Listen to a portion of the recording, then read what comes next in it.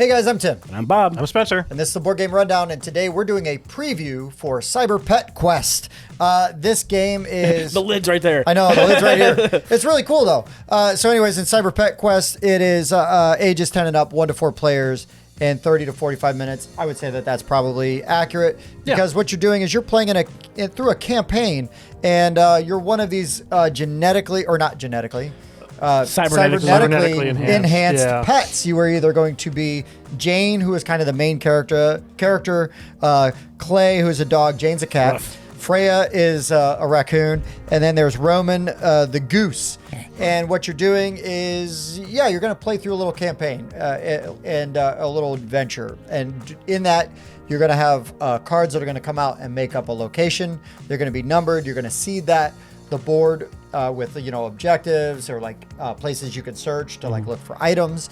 And then there are going to be these bad guys called Sims, CYMS, and you can choose your difficulty level, where we were playing on medium pretty consistently, but there's easy, medium, hard, and nightmare. So they move faster, do more damage, and they're harder to stun effectively. And it's very straightforward. On your turn, you're going to have an initiative deck for the pets, and you're going to have one for the Sims, and you're going to just reveal one for the pets. The pets are going to go. You're going to roll dice to determine your energy. All of these pets are a little asymmetric, so they're some are better at other things. But so you're going to roll your dice. You're going to add it to your default energy. That's your starting energy, and then depending on your character, you're going to spend energy to do actions. You can sneak around so that maybe you don't attract the attention of the Sims. If you do that, some of those actions are going to cost a little bit more energy, but you're going to get extra evasion or damage reduction, right? Dodge is probably the right term. So different things like that. Actually, it is cheaper to heal while you are. Yeah, I was looking at the bonuses it's cheaper. I didn't take a whole lot of damage, so I wasn't too concerned about that. Yeah. You did. You were just pushing everybody around. I was like, get out of the way. Yeah. My shock collar was shocking everybody else instead of me. It was awesome. It's pretty cool. But anyway, so in this game, yes, that's what we're trying to do. Once you hit certain objectives, you might read some interludes, which will give you a little bit of flavor, kind of give you an idea how the story's going. And then you got objectives. Like in the first one, you're at this apartment. You might be trying to do something, and then you're going to escape. The cool thing is, when you escape the apartment, you're going to have a different scenario if you escape through the front door versus the back door. That's about as spoilery as we will get. But so there are going to be a little bit of a branching path. And so from what we've played through with what we have, we just have an early prototype here. But what we played through, it's kind of neat to see how that goes and how that works. The fun thing is that some of the things that have come up, like one of the boards we played, there's a skateboard and there's a hill. So you move better going one way than you do the other way. Makes sense. Nice mechanical things like that, I think, make the game interesting. Won't comment a ton on components because they are, again, prototype. Oh, these are nifty. But the shaped meeples, Minis, the critters, I hope that they keep something like that. I do because too. that's really fun.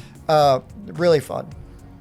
The top of the board, or the top of the box, the lid comes off, and it's magnetic. It is our Sims board. I'm not sure how much of that will carry over, but it does make it very easy to have this nice little board right here.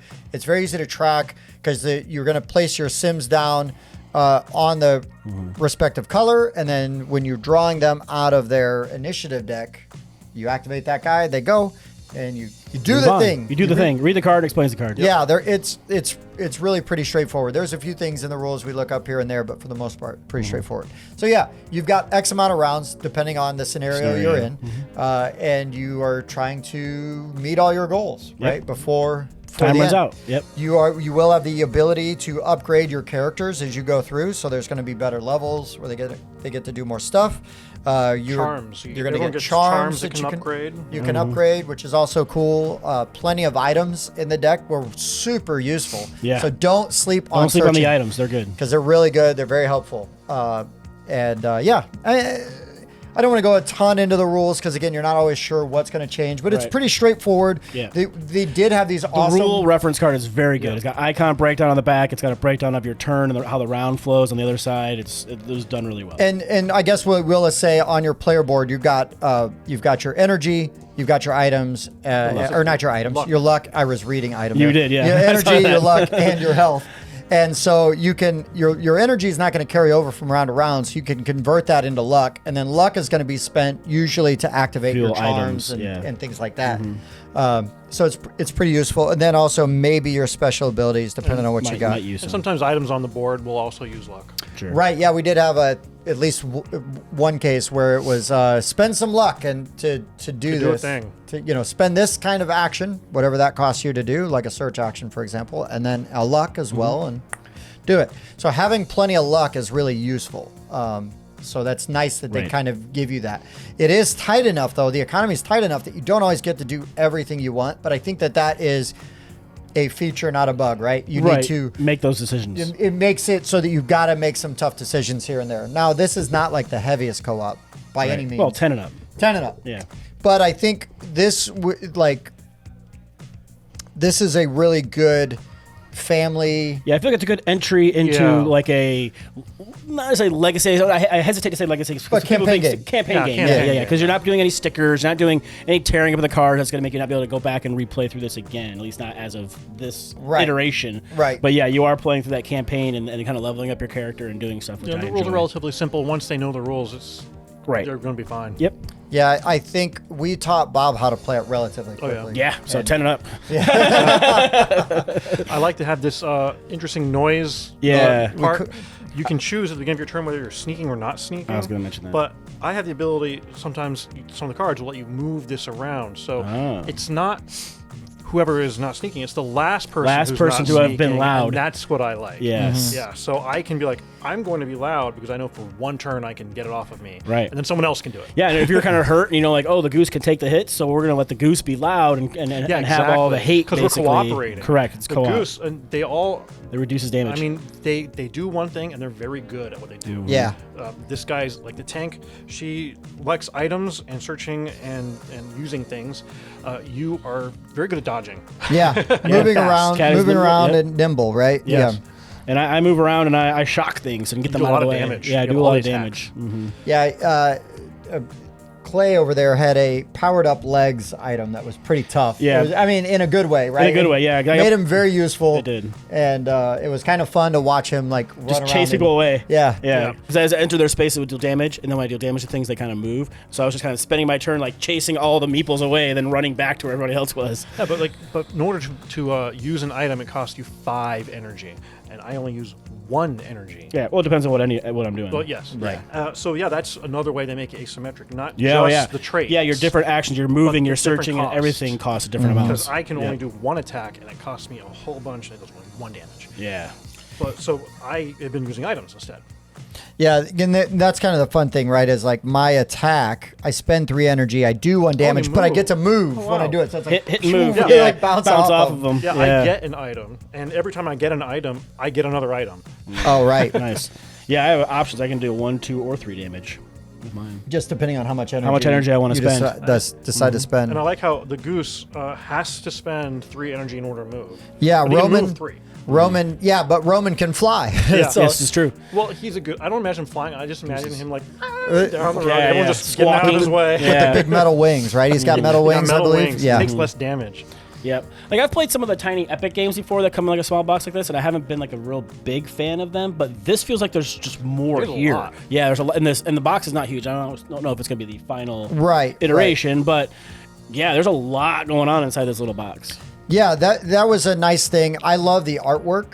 I will comment on the artwork component-wise, right? Yeah, because that's probably not going to change much. Right. The Sims all look fun. They're all kind of unique. You can kind of see there's a dude named McFly. Yeah. And he looks just like Marty. Yeah. He's got the poofy coat. Yep.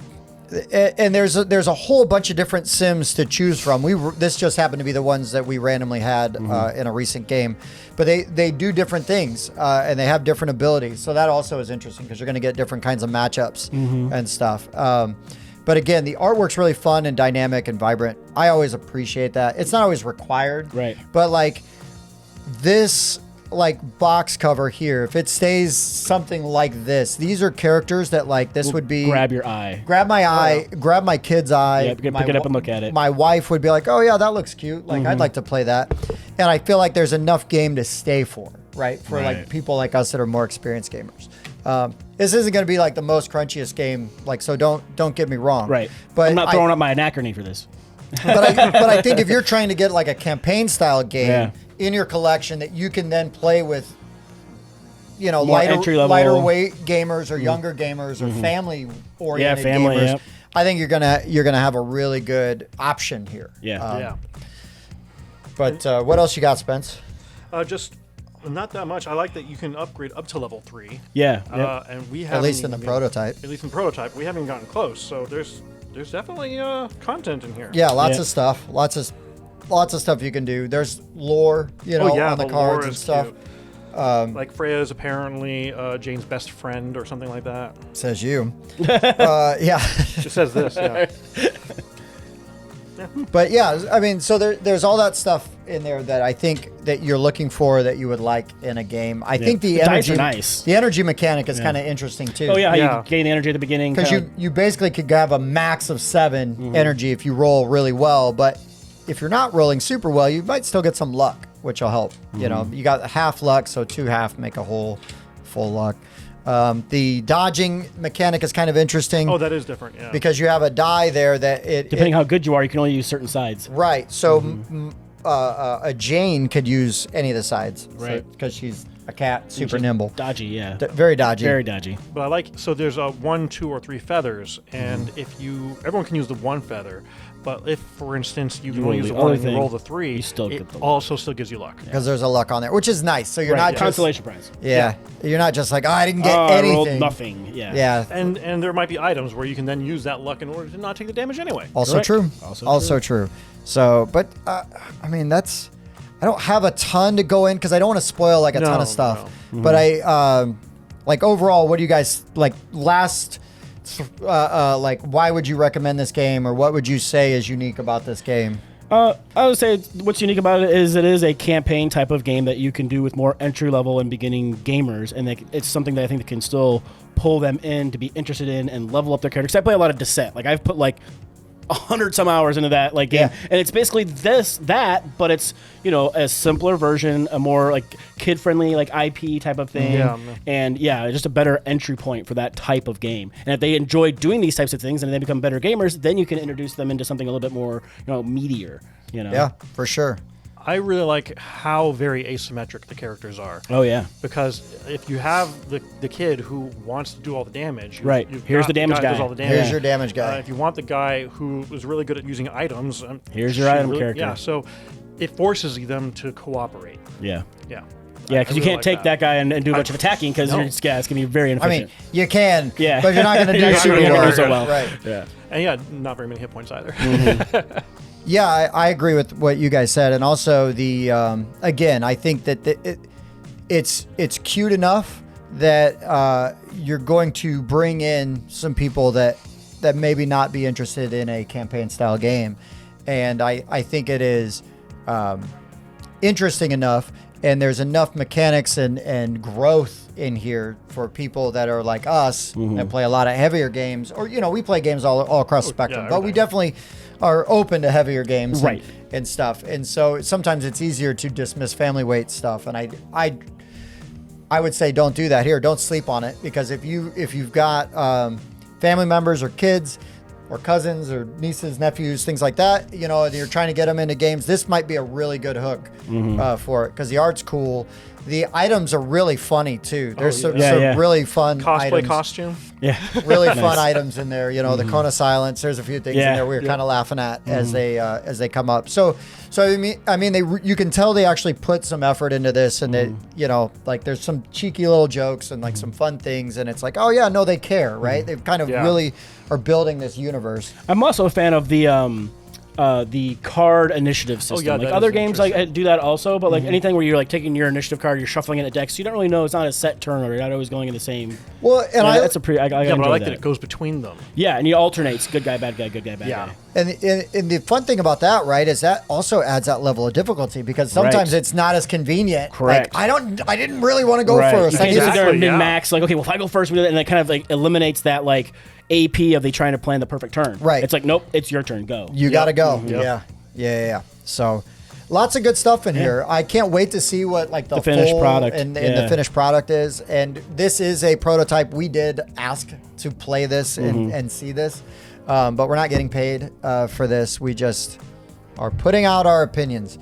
But yeah, I hope they really stick with these rules reference cards. I think they will. I like the player boards and the way that these cards work, like Spencer said, because they're all asymmetric. Not just in, I have this ability, you have that ability, I have that ability, but like, it costs me more or do certain things or less, and I'm better at some things than others. Like that's a really good point. Right. I think that's very important with it being like even more asymmetrical. More Right. cooperative. Yeah, you pay 1 to move 1. That's really good. Yeah, no, you're fast. You're fast. Super fast, dude. Yeah, it's more cooperative. It forces you to be cooperative. I'm fast. You can't have the one guy who's going to alpha male through and Right. take everything.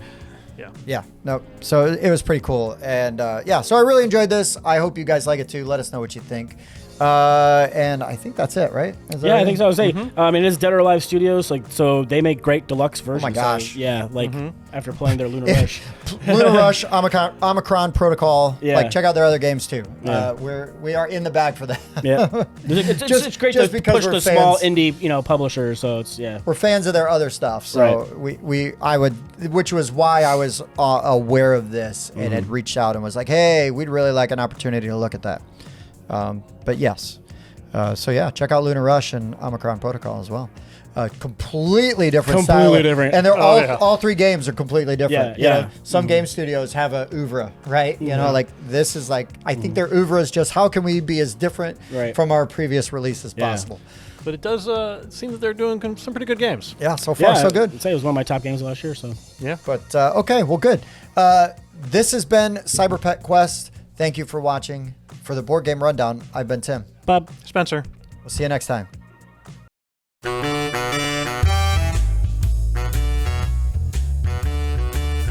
And you can say the title's only 3 words.